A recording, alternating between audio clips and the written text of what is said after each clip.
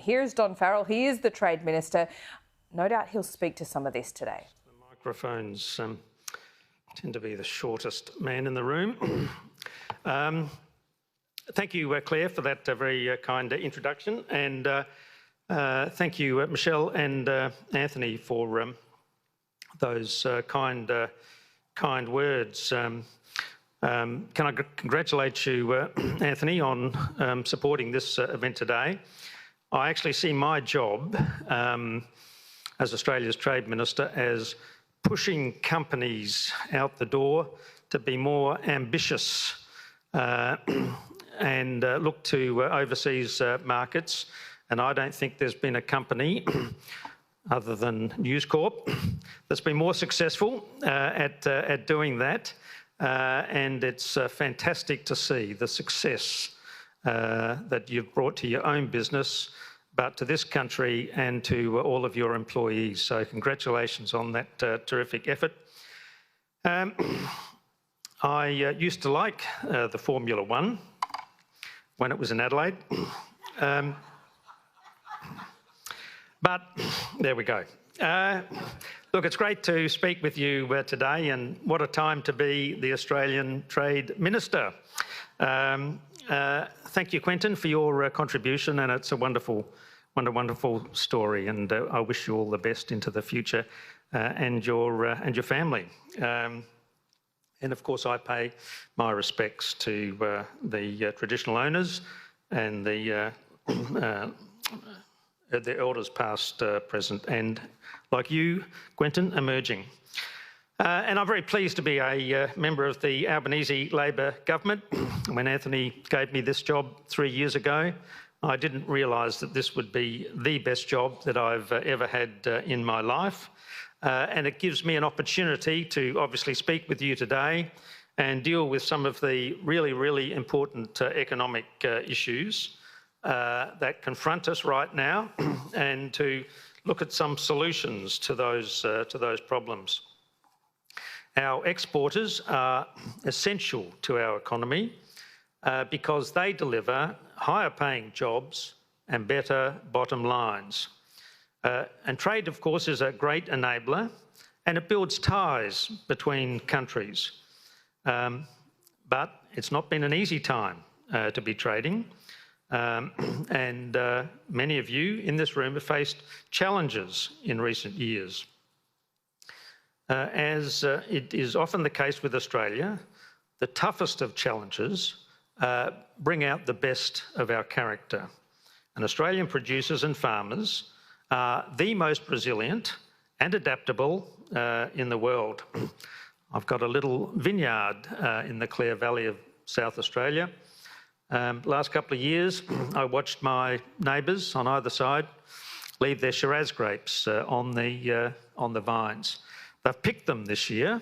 Volumes are down a little bit because of the drought, but they've adapted and they've survived. And I hope now, thanks to getting back into the Chinese market, they're going to prosper.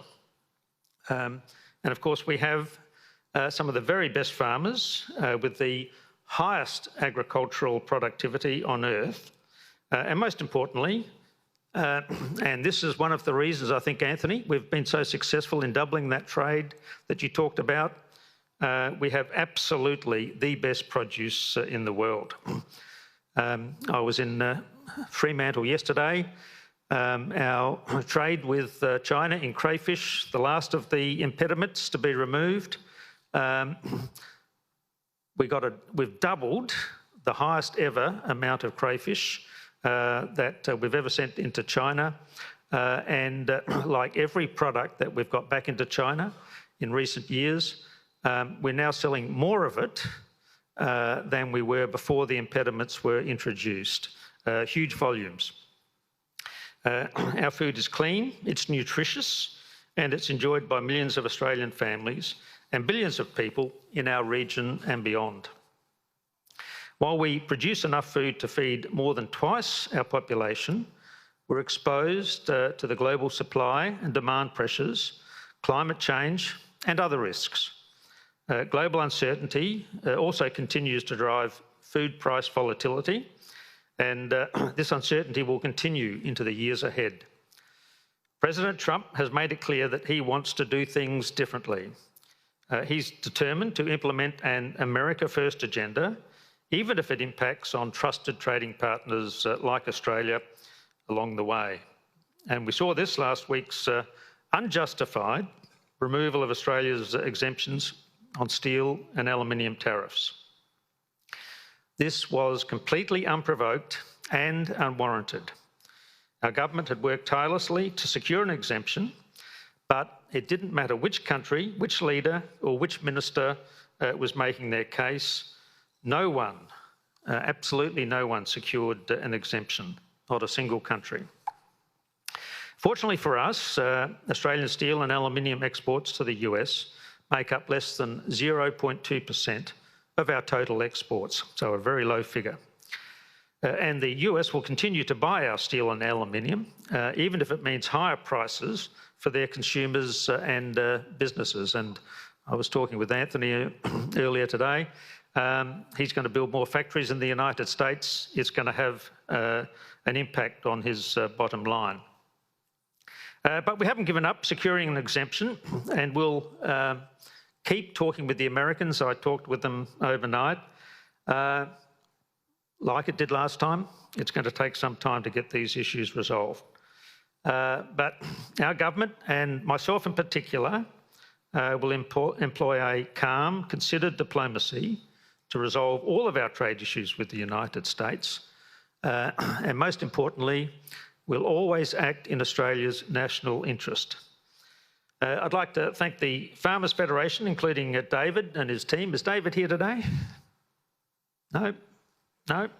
Yes, there he is, right at the front. Yeah, good on you, David. For working so closely with the Australian government, whether it was with China, where we got through all of our issues, whether it's with the more difficult European Union, or whether it's the United States. Can I congratulate you and your team for the way in which you conduct yourself? And I think it's a credit to Australia to have an organisation like the National Farmers Federation representing our interests in Australia and internationally. And I speak on behalf of Minister Collins, also the Agriculture Minister in that regard. But of course, the National Farmers Federation recognised the need for a calm and sensible approach to resolving these issues. Some people have said, look, let's retaliate against the United States. Let's start imposing our own tariffs. Now, as tempting as that might be to give you some satisfaction, I don't think it's the way to resolve these outstanding issues. And I think a sensible, calm, collected approach, the way that we connected with China, is the way we need to deal with these issues. And certainly that's the policy I'm going to adopt. Our support for free and fair trade is not just for agriculture, but for all industries. Our farmers, our miners, our manufacturers, our small businesses and our workers rely on access to global markets. We are a free and fair trading country. International trade supports 1 in 4 jobs in Australia, and that's why we need a united voice on trade from Australia's exporting community and, most importantly, from our politicians. We need a Team Australia approach here because there's going to be plenty more challenges ahead. The President has said that there will be further announcements on his America First trade policy. But I can assure you that we'll continue to stand up for our industries and to stress the immense benefits of our existing trading relationship. We will be unrelenting in making our case to the United States and working tirelessly for Australia. This is essentially true for Australia's agriculture sector, including our beef, wine and other agricultural exports to the United States. I can tell you the Albanese government has your back. We'll stand with you shoulder to shoulder to protect our trade interest, just like we did to resolve all of those issues with China. When I came to this job 3 years ago, we had $20 billion worth of trade impediments with China. People told me, you'll never get that trade back. Well, we have. Crayfish was the last of them just before Christmas. As I said, trade is now doubling. But in every case, with every single product that we've managed to get back into China, we are now selling more than we were before the impediments were introduced. So the Albanese government has a strong track record on trade and has shown that calm, persistent and quiet diplomacy pays off. And I've talked about those $20 billion worth of trade impediments. We were delighted to see that last one, the crayfish, removed just towards the end of last year. Our approach, working closely with industry, has seen the return of every single product into China. We're also focused on opening new markets for Australian businesses, producers and farmers. Richard mentioned the United Arab Emirates.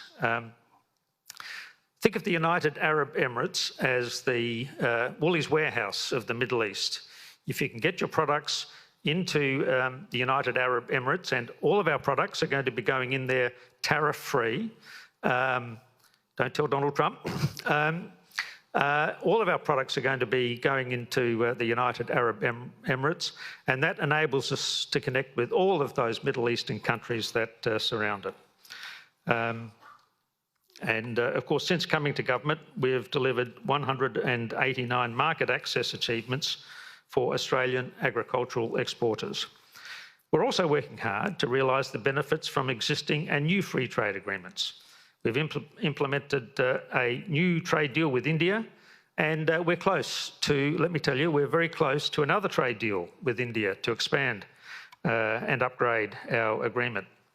Australian businesses are benefiting from the elimination of 99% of tariffs to the United Kingdom. And of course, that has delivered a doubling of our trade with the United Kingdom. Well, my focus today is on the global trade outlook and the work that we've done in the last 3 years. I also want to talk about the clear path that we have to boost our agricultural sector at home. A re-elected, hopefully, Albanese Labor government will help secure Australian food future with the development of a new national food security strategy, Feeding Australia. And Michelle talked about this earlier. Feeding Australia will be a strategy for all Australians. Through this strategy, we'll identify opportunities to improve supply chain resilience with the goal of minimising price volatility and costs at the checkout. We're also steadfast in our commitments to support industry ambition to grow the agriculture sector to $100 billion in farm gate value by 2030. And it's achievable. It's achievable. We're clear-eyed about the challenges that we face and firmly focused on doing what we can to advance Australia's national interests. Just as we've done over the last 3 years, our government will keep fighting to protect and promote our trade interests around the world for the benefit of all Australians. Thank you for giving me the opportunity, Penny, to speak with you today, and Michelle, and good luck for the rest of your conference.